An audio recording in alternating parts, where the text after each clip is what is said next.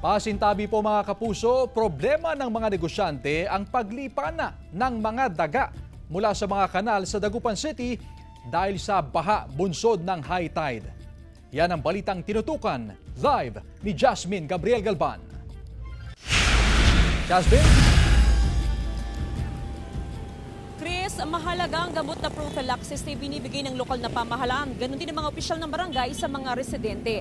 Nagsisilbi kasi itong proteksyon laban sa leptospirosis.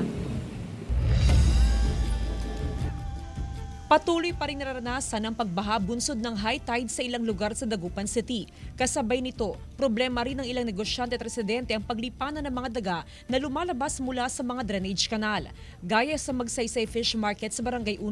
At para maprotektahan ng mga residente sa banta ng leptospirosis, ay namamahagi ng mga opisyal ng barangay ng prophylaxis.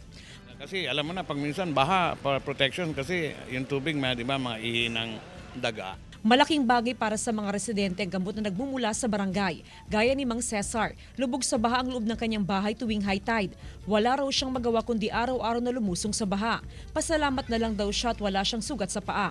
Malaking bagay, siyempre tulong yun upang hindi na namin bilhin yung gamot na yun.